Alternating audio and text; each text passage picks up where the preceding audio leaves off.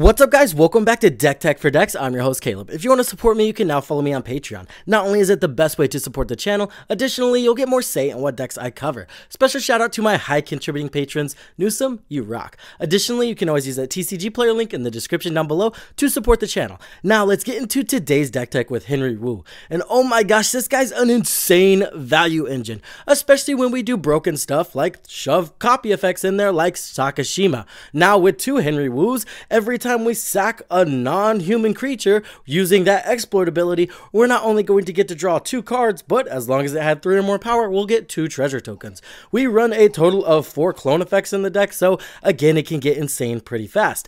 The ratios are kind of weird with this deck, but to make it easier, I went with like a landfall-ish strategy, so we can use cards like Rampaging Baloth. Every time a land enters the battlefield, we'll get a creature to sack. Additionally, running stuff like Coma Cosmos Serpent, that'll generate a ton of 3/3s. We'll always have fodder to sack, as well as Tindershoot Dryad. Kind of the same thing. We'll end up with a ton of creatures to sack, and we will always be able to do that. On top of that, there's just a lot of really dope creatures we get to run, like Zamon and Dina. Synergizes with the landfall strategy, the sacrificing the creature strategy, and then, like I said, draws us a lot of cards and ramps us to oblivion.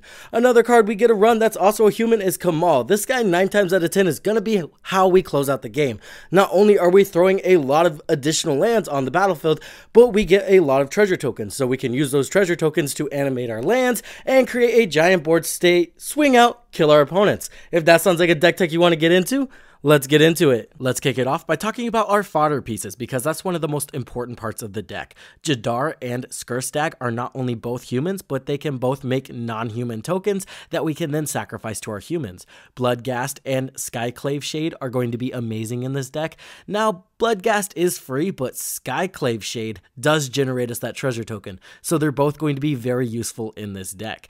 Coma Cosmos Serpent, Tindershoot Dryad, and Toxrill the Corrosive are going to make us tokens on everybody's upkeep. That's going to net us a ton of tokens, not to mention Tindershoot Dryad and Coma Cosmos Serpent make those 3/3s, so we will be netting those treasure tokens off of them. Rampaging Baloth, Scoot Swarm, and Greensleeves are just going to net us fodder whenever a land enters the battlefield. Notably, we will net the treasure token off the Baloth and Greensleeves whenever we sacrifice their fodder. Chatterfang is going to be an amazing include here. We're creating a lot of treasure tokens, a lot of human creature tokens, and a lot of fodder tokens. So this guy's just going to net us a ton of squirrels and be solid removal. Gutter Grime. This guy does take a little bit to ramp up, but once we get there, not only will we get consistent fodder, but we'll also get a consistent way to trigger our commander's ability, drawing cards and getting that treasure token. Promise of Aclazotz will not only net us a 4/3 demon, but then we'll get the option to sack a creature and populate every turn. Now, 9 times out of 10, this is solid fodder, but there is a scenario where we just want those 4/3 demons, start populating them, and make a big board state. Pawn of Ulamog, whenever a creature dies, we get that colorless Eldrazi, so not only do we get ramp, we also get fodder. Avenger of Zendikar. Again, another one that takes a little bit to ramp up, but once we get those plant tokens to 3/3s, we're going to enjoy a ton of card advantage and a lot of ramp, or we're just going to win the game. Primeval Bounty. Now, this one's some really cool tech. It creates the 3/3 beast on cast. So if you cast a human spell, it'll create the 3/3 beast, the human will enter the battlefield, and then we can sack the 3/3 beast. So not only do we get our fodder, but additionally, we get that treasure token. Oko Thief of Crowns. Now, this one is just solid removal, but additionally, we can create a food token, turn that food token into a 3/3 elk, sack it, and trigger our commander. Fellstinger is pretty solid in the deck since it does have exploit, so we can exploit a non-human creature, and that's all our commander cares about. So not only can we trigger our commander off this, drawing 3 cards, then we can easily sack it to draw more cards and generate a treasure token. Let's move on to the humans we're running in the deck, the other very important part of this deck. Sakashima of 1,000 Faces, Spark Double, Sakashima the Imposter, and Helm of the Host can all make a copy of our commander or copy our commander. That can be incredibly broken and catapult us ahead of our opponent. Now we're drawing 2 cards every time we sack a non-human creature or exploit it, and then additionally we're getting double the treasure tokens. It's just insane. Notably, these guys can just win us the game too. If we copy something like a Tindershoot Dryad, a Coma Coma Cosmos Serpent, or Toxtril the Corrosive, we're just going to generate a massive board state very quickly and end the game fast. Kamal, Heart of Krosa, is also going to be amazing in this deck. Not only is he an amazing copy target for those clone effects late game to end the game, additionally, he's a human that can buff up our entire board state of small humans, and we can attack for the win. Zamone and Dina just generate a ton of value. We're going to get to play additional lands, we're going to drain our opponents, and we're going to get to draw cards. Tireless Tracker is just another solid advantage piece that draws us some cards. Inga and Asika, now we can tap our humans to cast more humans or non-humans, whatever, and draw cards off of it. Grim Horospex, now whenever we exploit a creature, we're just going to get to draw 2 cards. Additionally, it's a human itself. Forge was kind of made for this deck. Not only does he get massive, additionally, he's just going to net us extra treasure tokens. Hornblade Elite, we have a lot of humans entering the battlefield, so now we're going to tap her for a ton of mana.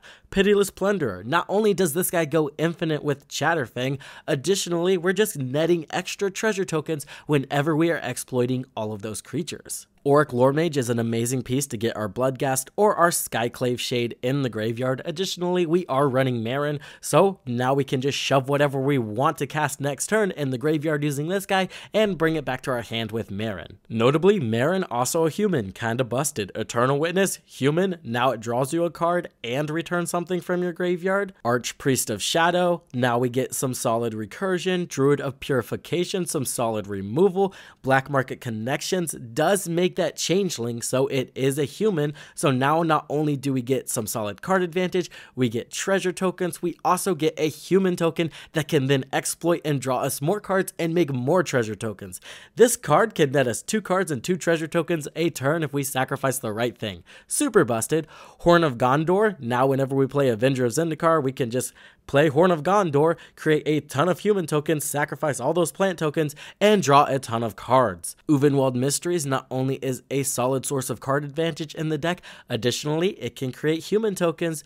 Westvale Abbey, while it's not the most efficient thing, it can be useful in a pinch if we don't have any way to generate humans. Moving on to some miscellaneous stuff, we have our Lightning Greaves and Swiftfoot Boots to protect our important key pieces. Entomb to get that Shade or our Bloodghast in the graveyard. Tribute to the World Tree, not only is this going to buff up our stuff like Bloodghast, making it to where we can get that treasure token, it's also just going to be a solid source of card advantage, especially when we have something like a Coma or Tendershoot Dryad on the battlefield. Midnight Reaper, another solid source of card advantage, while additionally being something we can sacrifice. Guardian Projects, I like this because it's on ETB, so even if we recur something from the graveyard, we will get that card draw. Moving on to ramp, we have Exploration. This is just a solid card that synergizes with our landfall sub-theme, while being very useful in decks that just draw a lot of cards.